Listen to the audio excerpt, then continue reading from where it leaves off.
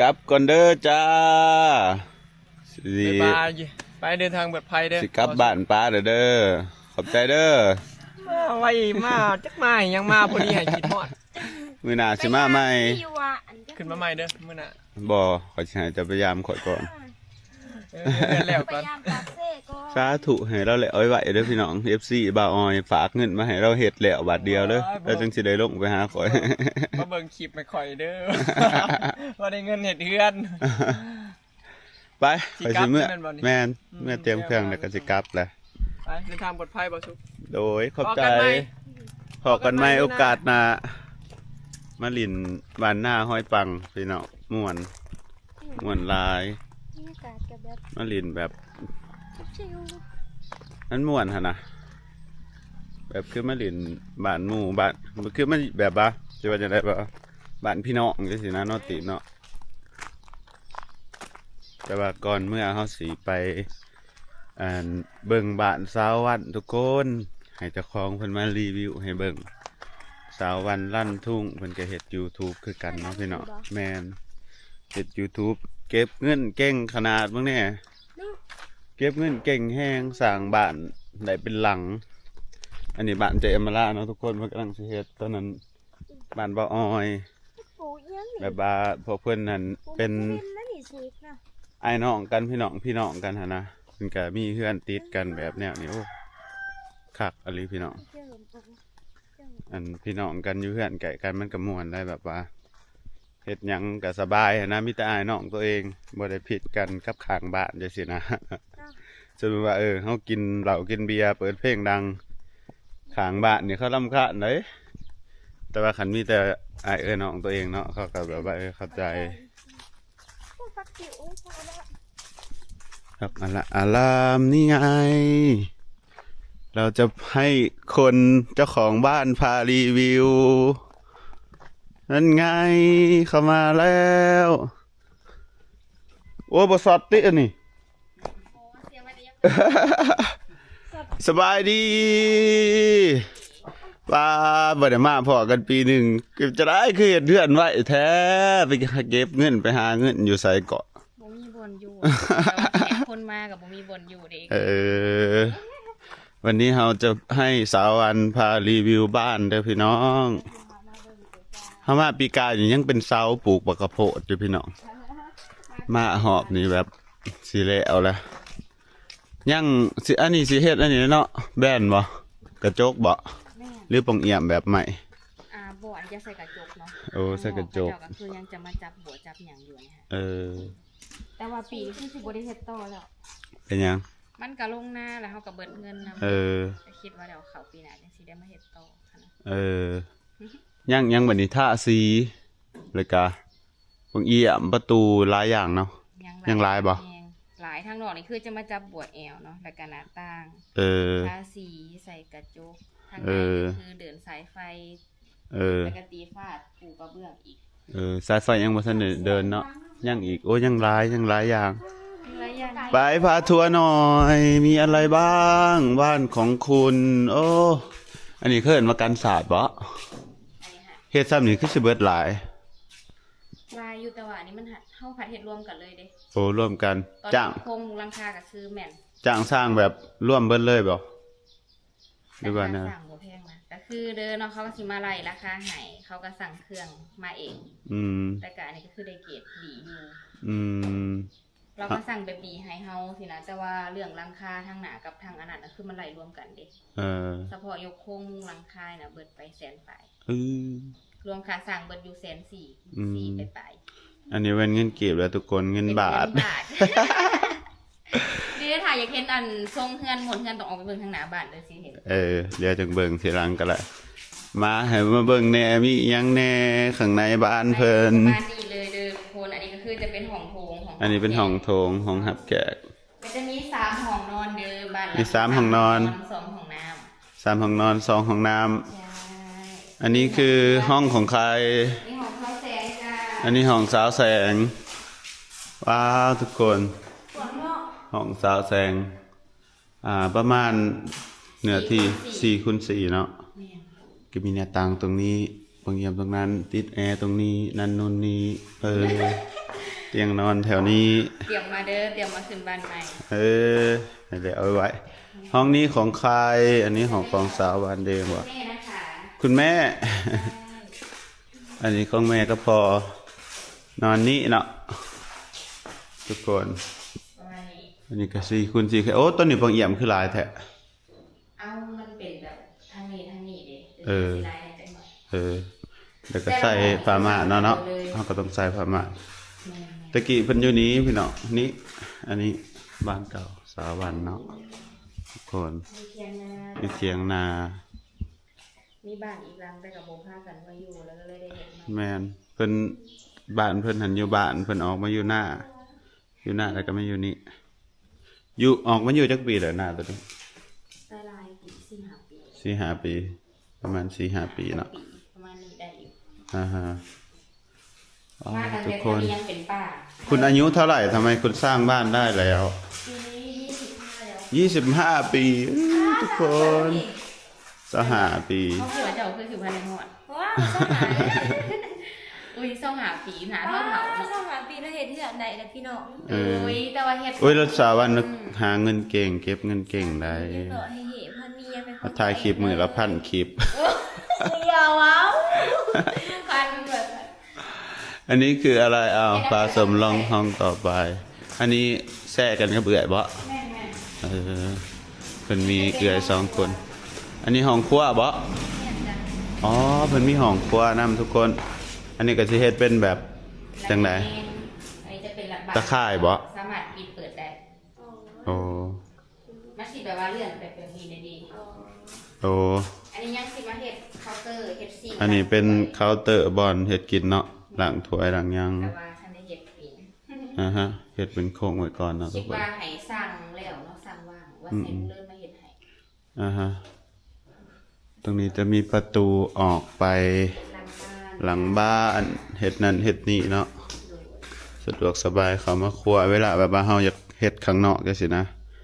ครัวหลังก็คืออยู่เถียง ต่อไปน่าจะได้เฮ็ดกันสาดทางนี้อีกแล้วค่อยว่านี่ กาแล้วเนาะ น่าจะแม่นเพราะว่ามันมันจังว่าแดดเด้แดดส่องเฮาออกไปเฮ็ดบางมื้อเฮาเฮ็ดของกินหลาย อันนี้ห้องน้ำโอ้วางแผนเรียบร้อย ห้องถ่ายกับห้องอาบน้ำอยู่ที่เดียวกัน แม่น อันนี้ห้องน้ำขนาดประมาณนี้พอดีเลยทุกคน ๆห่วงเนาะประ แม่ มาณ น ห่วงอยู่ในห้องนี้ แม่นอันนี้ห้องยังสัตว์ตัวนี้ อันนี้จะเป็นห้องนอนตัวเองเลย เอาห้องนอนสาววันว้า แบบ โอ้เพิ่นออกแบบเองออกอยากได้เองอิหยังอันนี้เป็นอิหยัง ให้มันสิหน้าต่างเป็นโปงได้ยินทางฝั่งไทยแล้วมันเขียนหนังมา น้องไม่แบบนี้ซู บ้านเฮาบ่ค่อยมีเลย งาม สร้างเขาก็เฮ็ดเก่งเนาะเอิดเป็นวงกลม งาม อันนี้ว่าสั่งตัดจากเวียดนามเลยนี่ ฮะ วงกลมน่ะ วงกลมเขาเอาวงกลมมาใส่เลยแมันบ่ แม่นเดี๋ยวให้เขามาวัดพร้อมกันกับกระจกหน้าต่างเลยแล้วเขาก็จะตัดให้เฮาเลย โอ้ มันจะเป็นแบบอลูมิเนียมเนาะ อืม สั่งตัดจากเวียดนามนะคะนี่ เออก็จังมาติด อันนี้ห้องน้ำส่วนตัว อย่างนี้ของ โอ้ความฝันของค่อยเลยเขาก็อยากมีแบบนี้แหล้วพี่น้อง ของท้องนันจีบแบบนี้ค่ะ อันนี้แบบบ่สุกก็ยังอยากมีแบบนี้เนาะแบบว่า มีห้องนอนแล้วก็ห้องน้ำของตัวเองหั้นนะแบบสะดวกสบายบ่ต้องออกไปออกข้างนอกจังซี่นะ จะเป็นส่วนตัวเฮา แม่ โอเค เฮาอาบน้ำอย่างเงี้ยเฮาก็แต่งตัวนั่นนี่นะออกไปแล้วก็งามโลดจังซี่เนาะ แม่น คันห้องน้ำอยู่นอกเพื่อนเฮาก็ต้องไปอาบเขาก็ต้องได้ปลาโตมาอีกว้าหากระไรโค้งซ้ำนี่คือสิเบิดหลายเบิดเท่าไหร่ ตอนนี้เบิดไป300,000แล้วเนาะถ้ารวมทั้งตั้งเสาขึ้นมา 300,000 บาท 300,000 บาทนี่คือยังบ่ทันได้รวมเทปอื่นเลยนี่บ่ทันได้ไล่อันนี้กี่ เพื่อแล้วคือสิเป็นล้าน2 ล้าน น่าจะ แต่ว่า เพื่อบิวอินอยู่ในโซฟานั่นนู่นนี่ เอาเรื่องเงินล้านและทอดหัวเนาะแต่ว่าเฮาอะเฮ็ดไปเทื่อละน้อย แมนเฮ็ดตามแบบมันแบบมีกำลังใจแล้วเฮาเห็นแบบว่ามันก้าวหน้าเด้ แม่ เฮาเก็บเงินมาเฮาได้ซำนี้แล้วเนาะนั่นนู่นนี่สินะ เอาตอนแรกน่ะคิดว่าปีนี้นะคือสิบ่ได้เฮ็ดต่อฮอดปานนี้เลยตอนเว้ากันกับเอื้อยว่าน่าจะได้จะยกโครงมุงหลังคาแบบว่าป่าไปเป็นแสนแล้วเนาะเสียเงินใส่มาเฮ็ดแต่บัดพอเฮ็ดขึ้นแล้วบัดนี้เฮาก็เก็บเล็ก สมหน่อยดี เออ เดือดออกมาแล้วก็ใส่ตื่มกันก็เลย สวรรค์เพิ่นเก่งเลยพี่น้องเพิ่นถ่ายคลิปแบบถ่ายคลิปลงหลายแฮงเนาะทีมงานเจมาล่าแบบคนละ4-5คลิปแต่ละมื้อ แต่ว่าเขาน่ะยังเป็นคือว่าเป็นคนหนึ่งที่ถ่ายคลิปน้อยสุดในครอบครัว แม่นบ่ ในแบบถ้ารวมทั้งนับจากเอ้ยลอยเบากีแล้วก็อมรานี่คือเขาเป็นคนถ่ายคลิปน้อยสุด ค่อยลงมื้อละ3-4คลิปแต่กับบางเทื่อกันลงหลายอยู่เป็นบางมื้อเนาะ ป้าชอบอีกเหมือนคิดยังไง ขึ้นมาอยู่ที่ขึ้นมาอยู่ บ่เฮาต้องแบบมีกิจกรรมเฮ็ดเนาะมันจึงมีคลิปถ่าย เดี๋ยวข้อยสิพาสาติไปอันนั้นจะก็ไปถ่ายคลิปหาดน้ำปั่นเอื้อยของเพิ่น อยู่ในบ้านกำลังพากันเปิดอาหารที่ แม่นเอื้อยเพิ่นขายน้ำปั่นขายปิ้งหยังจำเอ็นบ่เดี๋ยวเฮาพาไปเบิ่งวิวข้างนอกเนาะพี่น้องรูปแบบรูปทรงเฮือนเพิ่นหน้าบ้านคักๆพี่น้องจอดรถนั่นนี่เวลาแขกมาคันเอาโต๊ะอิหยังมาใส่แถวนี้ก็นั่งแบบกินกินเบียร์กินข้าวกินน้ำ หน้าบ้านเนาะไว้ทำครับ เดี๋ยวเราพามาดูรูปทรงบ้านของสาวรรค์ได้พี่น้องข่อยมาตอนนั้นเพิ่นยังปลูกบักกะโปะใส่อยู่ นี่ทุกคนแบบงามแฮงโอ้ทรงประมาณนี้ งาม ได้แล้วเนาะ งามแฮงถ้าแล้วแฮงสิงามพี่น้อง จากเลยบางเทื่อเฮาแบบว่าแต่งบ่งามบ่จักย่านเจ้าของแบบแต่งผิดในแบบนะ เอ้ยสำนี้ก็งามแหละแม่นงามเนาะ ขึ้นมาอยู่นำเด้อ ทำไมคุณเก่งขนาดนี้ เจ้า สุ ขึ้ ด นมาย อ นี่ ด มานอนหลินอยู่พี่ คุณเก่งมาก เราได้มาจาก ผู้หญิงตัวเล็กๆ แต่หาเงินเก่งมากพี่น้องทำบ้านได้ขนาดนี้บาสุกยัง เฮ็ดก่อนแบบ อิจฉาเลย ค่อยเริ่มตั้งเสาเฮ็ดบ้านปูนราคา100 บาทต่อศพนึง เฮ็ดตั้งแต่100 บาทก้าวมา130ตอนนี้ปูน150 บาท โอ้ยเงินก็เฟ้อแท้เฟ้อว่าเนาะค่าปูนค่าเหล็กค่าหยังขึ้นแต่ละมื้อแต่ละเว้นพี่น้อง ขึ้นทุกอย่างน้ำมันแพงอ่ะทุกอย่าง อือฮึ ขึ้นเลย ถ้าแล้วนี่จะน่าจะงามวางแผนไว้ว่าสิทาสีหยัง ว่าจะทาสีตอนแรกนะมันสิมีสีน้ำตาล ฮะ น้ำตาลแบบเดี๋ยวจะให้ เอาแบบ รูป เอาแบบเท่าๆบ่เท่าๆก็งาม แต่ว่าตอนนี้เนาะถ้าเฮาเอาสีน้ำตาลนะทาเสื้อลาคนเป็นสีเทานะคือสีได้ทาใหม่ อือฮึ และคิดว่าตัวบ้านน่าจะทาสีขาว สีขาว ขอบหน้าต่างจะเป็นสีดำ สีขาวมันสิบ่เปื้อนไว้บ่ฮะวะ จังว่าเดี๋ยวถ้าเบิ่งแบบอีกเทื่อนึงเนาะ ฮะแต่ว่าคันเฮาเทแบบรอบนอกน่าจะบ่เปื้อนเนาะสีขาวก็น่าจะได้งามคือกัน ทาอีกอยู่ในระหว่างขาวกับเทานี่แหละตัวบ้านนะกำลังอยู่ในช่วงตัดสินใจ เท่าก็งามสาววันเท่าก็งาม เพราะว่าเฮาอยู่ในท่ามกลางธรรมศาสตร์เด้ถ้าแบบสีแจดโพดมันก็สิแบบอันนั้นมันสิเด่น แล้วสีบ้านก็แล้วแต่คนมักแหละเนาะแล้วแต่คนอยู่มักไปมักมันพี่น้องโอ้งามทุกคนสะดวกสบายอยู่กับพ่อกับแม่สาววันเพิ่นมีครอบครัวจะมีทั้งหมดจักคน นี่กัน4 คน 4 คนเนาะมีพ่อมีแม่เพิ่นแล้วก็สาววันแล้วก็เอื้อเนาะ4 คน อยู่สบายบัดนี้สะดวกสบายอยู่แนวนี้ เวลาอันนี้ก็กินนั่นนู่นนี่ เนาะอาจสิแบบ มันทรงมันใหญ่เฮาพัดอยู่เป็นครอบครัวขันเสียด2ห้องมันก็บ่คือเนาะ โอ้ยเฮ็ดไปโลดนะ ให้ของมันสิ บ่ได้ใหญ่ดอกซ้ำนี้พอดีแหละดีกว่าสิหมุนกันนอน แม่นๆแล้วก็ เฮ็ด จบ เพราะว่าบ้านเฮาเฮ็ดคันมันบ่ถูกใจแล้วมันแกะยากเนาะเฮาต้องเฮ็ดแบบว่าเผื่อไว้เลยจังว่าเฮ็ดไปแล้วโอ้ห้องนอนบ่พอกันนั่นนู่นนี่อยากโอ้ยังแบบว่าอยากมันต่อเติมบ่ได้เด้เนาะมันเป็นรูปทรงแล้วมันบ่คือแบบว่านั่นนู่นนี่แล้วมัน ซ้ำนี่ก็คิดว่าครบจบนะมีบ่ แม่น จอดรถอันนี้เป็นทางบนจอดรถแล้วเฮานั่งกินข้าวก็ได้เนาะ ฮะ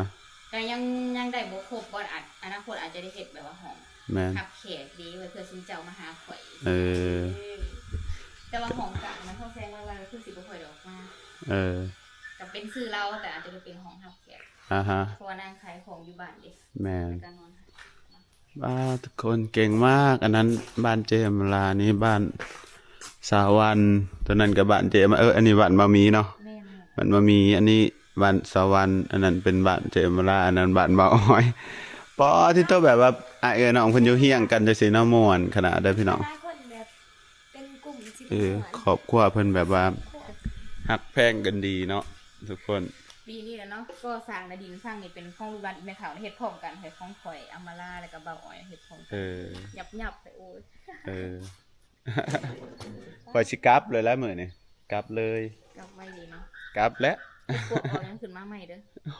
มันกำลังเอา พี่น้องเอ้ยข่อยหันอยากมาเก็บเฮ็ดปวกบ้านเพิ่นข่อยเห็นเพิ่นถ่ายคลิปแบบข่อยออนซ่อนข่อยเป็นตะม่วน แต่ว่าข่อยมาบางปีกายน่ะมาดำหน้าฮะก็บ่ออก บัดข่อยเมื่อ2 มื้อเฮ็ดปวกออกว่าซั่น โอ้ยนี่จักหน่อยข่อยเมื่อนี่ข่อยว่าออกอีก 2-3 มื้อนี่ มันแบบว่าที่จริงมันก็เริ่มออกแหละแต่ว่าบ่ทันได้ฮอดบ้านใช่มั้ย อือฮะ ไปเลาะหามื้อเช้านี่ก็บ่พอจักดอก มันแล้วแต่ฝนแต่ยังเนาะ มันออกน้ำหลัง ไปะทุกคนเฮาสิเบิ่งไว้เป็นกำลังใจเนาะจักมื้อหนึงเฮาก็ต้องมีคือกัน เจ้าน่ะบ่ทันเฮ็ด โอ้ข่อยน่ะจักสิไปเฮ็ดอยู่ไส ฉันเชื่อว่าคุณน่ะมี แบบนี้ด้วยบัด บ้านข่อยมันอันนั้นบ้านข่อยมันน้ำท่วมข่อยก็เลยแบบ ออกต้องแบบ อยู่กับพ่อกับแม่แม่นข่อยต้องแบบเริ่มศูนย์ทุกอย่าง แม่น นับตั้งแต่ซื้อดิน อยู่ไปก่อนอยู่ไปก่อน แม่นอยู่กับพ่อกับแม่ไปก่อนข่อยน่ะ แม่น แบบว่ามันก็บ่ได้แบบว่า จริงเขาอยู่เป็นครอบครัวเป็นแบบก็อบอุ่นนะแบบ แม่ ว่าน ยังบ่ทันได้ฮอดที่แบบต้องไป แม่นคันเฮาออกไปสร้างอยู่นอกมันก็โดดเดี่ยว จักสิไปอยู่นำไผ แม่นแหละ ลูกเมียก็บ่มีแม่ แม่ น นอย่าเพึ่งสางดีสุด มันก็เหงา เก็บเงินไว้ก่อน เก็บเงินไว้แบบว่าอนาคตเฮาบ่ฮู้เด้บัดเทื่อเฮาไปสร้างไว้แล้วมื้อหนึงเฮาไปเฮามีแฟนเนาะไปอยู่นํแฟนโอ้ แม่น เคยเป็นชีวิตแฟน คุณเก็บเงิน เอาเว้าไปเนาะ ธุรกิจถูกปะ บัดเทื่อมีคนมามักมาเอาเฮาเฮ็ดจะได้ซะเนาะมันสิบ่มีบ่คนในโลกนี้มาเอา เก็ เฮา บเงินไว้ก่อนคือสาง เก็บเงินไว้ก่อนไปสาวตีบบัดนี้สิพาสาวตีบไปอันนั้นไปเลาะหาดเราก่อนออกเมื่อโอเคนั่นเราขายน้ำปั่นขายจามไปหลินน้ำเราไปอุดหนุนเราทุกคนคลิปนี้ก็สิประมาณนี้เนาะมารีวิวบ้านสาววันให้เบิ่งเจอกันใหม่คลิปหน้าบ๊ายบาย บ๊ายบาย